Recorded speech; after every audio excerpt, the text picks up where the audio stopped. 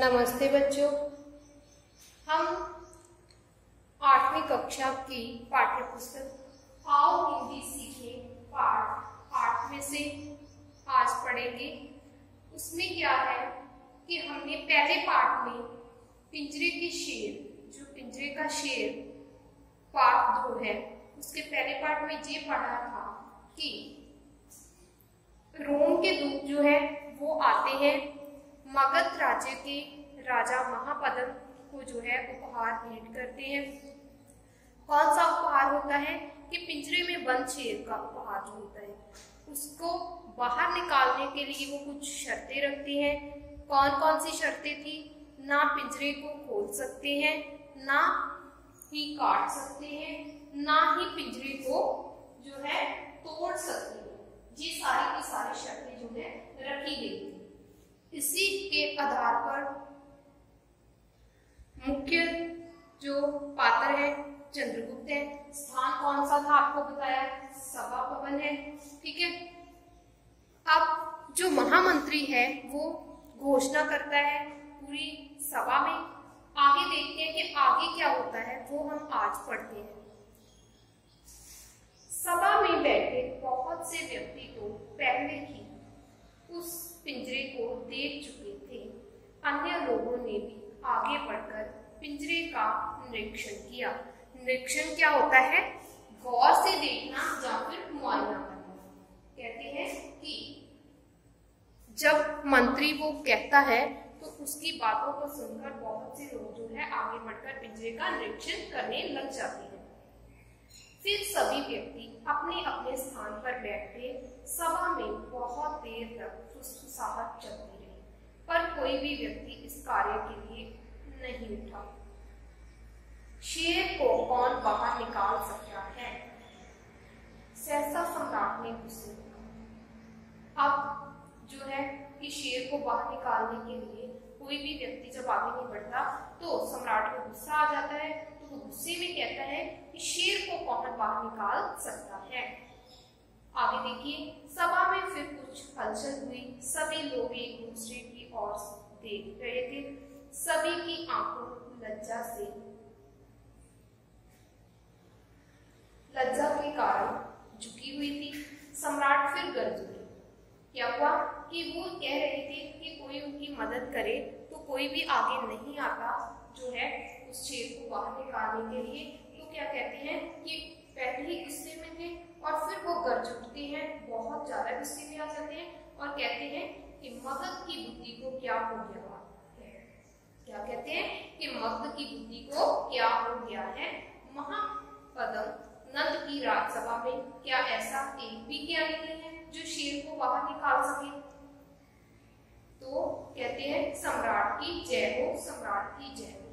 सम्राट और राजसभा में बैठे सभी व्यक्तियों की दृष्टि सम्राट की जय होने वाले 15-16 वर्ष के किशोर पर टिक गई। अब जो है ये किशोर कौन हो सकता है, आपने जो आगे देखेंगे तो पता चलेगा। हमारा मुख्य पात्र ही होगा जे किशोर। आज्ञा है परंतु यदि तुम असफल रहे तो। कहते हैं कि वो किशोर जब जय बुलाता है तो सारे उसकी तरफ देखने लग जाते हैं। तो वो कहते हैं कि मुझे आज्ञा दीजिए। सम्राट किशोर जो है सिर झुकाकर कहता है। तो आगे से कहते हैं कि जो सम्राट होते हैं वो कहते हैं कि आज्ञा है परंतु यदि तुम असफल रहे तो तुम्हें मृत्यु दंड दे दिया जाएगा। सम्राट ने घोषणा की। उस किशोर के चेहरे पर इन कठोर शब्दों का कोई प्रभाव न हुआ। वह निडर होकर लंबे लंबे डग भरता हुआ पिंजरे के पास गया। अब डग भरना क्या होता है? जैसे हम आगे आगे अपने पाप जो है लंबे लंबे जो है कूदते हैं, ठीक है, लंबी लंबी लांगे लेकर चलते हैं। कहते हैं कि वो उसी तरह से लंबी लंबी जो है वो लांगे लेकर आगे बढ़ने लगा। कुछ देर सोचने के बाद उसने कहा पिंजरे को पानी में डुबो दिया जाए। उसने क्या कहा कि पिंजरे को पानी में डुबो दिया जाए। महामंत्री ने कुछ नौकरों को ऐसा करने का आदेश दिया। पिंजरे को पानी के बड़े टब में डुबो दिया। किशोर के कहने पर पिंजरे को फिर पानी से बाहर निकाल दिया। सभी लोग एक टक उस किशोर की ओर देख रहे थे, किंतु वह किशोर बड़े ध्यान से उस पिंजरे में बंदी शेर को देख रहा था। उसकी निर्भीक दृष्टि में धीरे धीरे विश्वास की चमक उठने लगी। उसने सहसा आज्ञा दी, इस पिंजरे के चारों ओर आग जलाने का प्रबंध किया जाए। पहले क्या किया उस किशोर ने, कहा कि क्या करो कि इस पिंजरे को जो है चारों तरफ पानी भर दिया जाए, जो है पानी में से पूरी तरह से डुबो दिया जाए। बाद में वो कहता है कि इस पिंजरे के चारों तरफ आग लगाने का प्रबंध है वो किया जाए। किशोर की आज्ञा पाते ही नौकरों ने पिंजरे के चारों ओर आग लगा दी। सभा में सन्नाटा छा गया, सभी की सांसें रुक गई, हर व्यक्ति एक टक पिंजरे की ओर देख रहा। किशोर भी अपलक दृष्टि से, अपलक दृष्टि क्या होती है? जब हम किसी को एक टक देखते जाते हैं, अपनी पलकें एक बार भी झपकते नहीं हैं। कहते हैं कि किशोर भी अपलक दृष्टि से उस शेर को ढूंढ रहा था। सहसा उसने देखा कि शेर की मूर्ति के माथे पर धीरे धीरे गीली सी चमक उभरी और देखते ही देखते पिघली हुई चांदी की सी बूंदे धरती पर आ गई। किशोर ने मुस्कुराते हुए कहा, वह देखिए महामंत्री। महामंत्री ने उस और ध्यान से देखा। अब उनकी समझ में सब कुछ आ गया।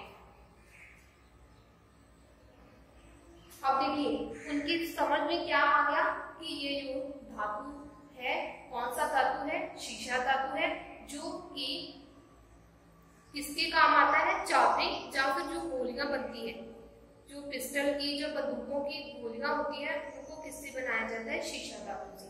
कहते हैं कि आग लगने से वो क्या पिघलने शुरू हो जाती है।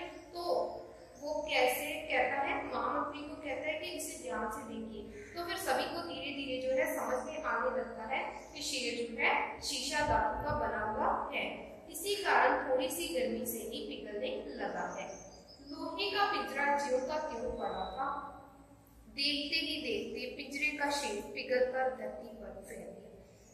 किशोर ने सम्राट के आगे सिर झुकाकर कहा, महाराज, शेर पिंजरे से बाहर आ गया है। सम्राट ने गर्व से दूध की ओर देखते हुए कहा, दूध? अपने राजा से कहना कि हमारे प्रताप के कारण शेर पिघलकर बाहर आ गया है। यह शेर केवल पिंजरे का शेर था, पिंजरे के बिना इसका कोई अस्तित्व नहीं। फिर महामंत्री का आदेश दिया, इस किशोर को पुरस्कार दिया जाए। इतना कहकर सम्राट उठकर चले गए। सभा में कोलाहल सा मच गया। कोलाहल सा मतलब बहुत ज्यादा जो है लोग बातें करने लगे, तो जो है कैसे शोर सा मच गया। यही किशोर बड़ा होकर चंद्रगुप्त मौर्य के नाम से प्रसिद्ध हुआ। उसने उत्तरी भारत के सभी छोटे छोटे राज्यों को एक सूत्र में पिरो दिया और एक सुदृढ़ साम्राज्य की नींव रखी। ठीक है, आपको पता चल गया कि ये पूरी की पूरी जो हमारी बात है पुराने समय की है। किसके बारे में है? एक पिंजरे के शेर के बारे में है, जो कि रोम के राजा के द्वारा मगध के राजा महापद्मनंद को उपहार के रूप में दिया जाता है, जिसको बाहर शेर को बाहर निकालने के लिए कुछ शर्तें रखी जाती है कि इसको बाहर निकालने के लिए ना तो पिंजरा खोला जाएगा, ना काटा जाएगा, ना ही इसे तोड़ा जाएगा। ऐसा करने से जो क्या होगा कि ना किया जाएगा तो क्या होगा कि फिर जो है शेर बाहर निकलना चाहिए। ऐसा कोई भी व्यक्ति नहीं करता। बाद में एक छोटा सा किशोर आगे आता है, जो कि पहले तो पानी में डुबो देता है उसे, फिर चारों तरफ अग्नि लगा देता है, जिससे क्या है शेर पिघलकर बाहर आ जाता है। इसे देखकर जो सम्राट है उसे पुरस्कार देते हैं और यही किशोर जो है बड़ा होकर क्या बन जाता है? चंद्रगुप्त मौर्य।